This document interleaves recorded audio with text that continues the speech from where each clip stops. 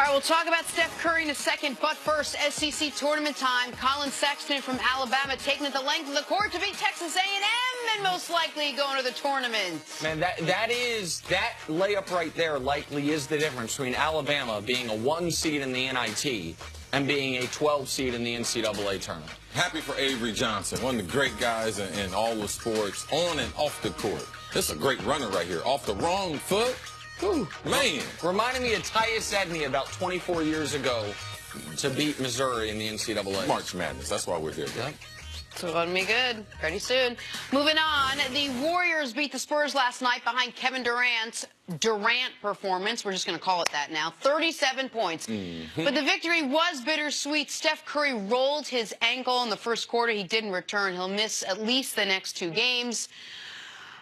Look, Steph has had ankle issues this entire season, most of his career. So Steph goes down, Durant steps up. It begs the question, CC, is Steph Curry the most important player on the Warriors? I believe they're all important. I believe it's really hard to distinguish. It's easy. Let's just start with Clay, because people talk about him the least. They're not a championship team without Clay. They're not a championship team without Draymond.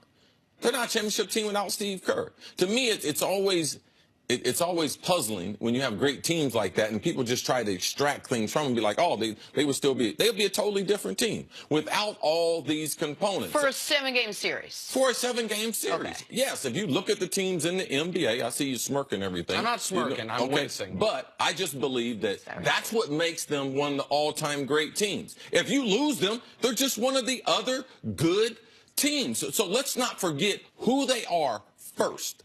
They're one of the greatest teams that we've ever seen. They are on one of the greatest runs. They could win 3 out of 4 NBA championships. So that would be one of the greatest runs that we've seen. How is this done? Because the volume for which they throw at you, offensively and defensively. I believe if they missed Draymond, they would miss his defense and the energy that he brings. I believe they would miss Steve Kerr, his ability to be able to adjust and manage these personalities. So now it's, okay, who's more important between the #2 best player in the world, Durant, and Curry? The question is Curry? I don't believe so.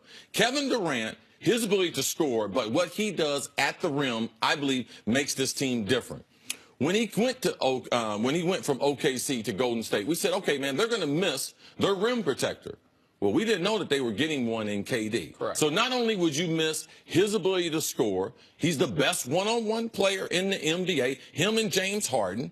Like, how do you replace that? And I believe that to be more important than any of the other components that I believe that are all vital and what make Golden State very special. I just want to let you know, I wasn't smirking at what you're saying. I was thinking hard at what you were saying, because when you said if they lose Clay, that they're not the same team. I agree they're not the same team.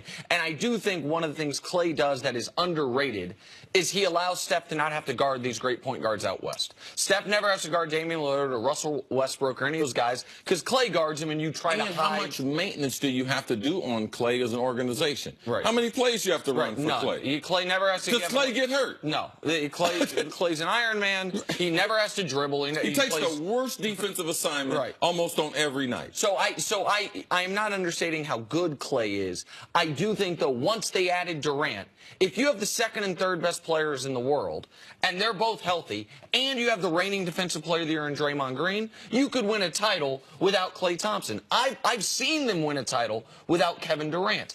I think because of what Durant adds rim protection-wise, they could, again, they wouldn't be the favorites they are now, they could win a title without Draymond Green now that they have KD. Steph's the one guy that I think... Wait, hold on. Yes. Steve Kerr. Steve Kerr. I mean...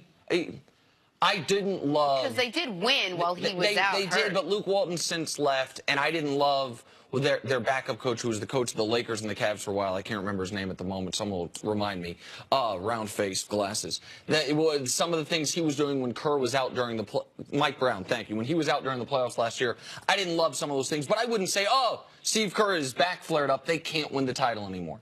The one guy on their team that I would say they can't win the title without is Steph Curry, because of what he unlocks for them offensively. He makes Clay a better offensive player. He makes Durant a more efficient offensive player. He makes Draymond's offensive limitations less important, and he essentially allows you, when he doesn't have the ball, to play 4-on-4. It's why I do think Kevin Durant in a vacuum is the better player, because of what he does on both ends of the court.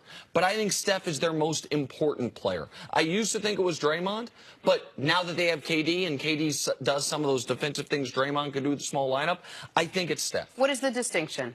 Between the most important and the best? Yes. The best is a guy... Could you win without one or the other? The best is a guy that if all the Warriors were free agents and I were starting a team, what's the player I'd want? I'd want Durant.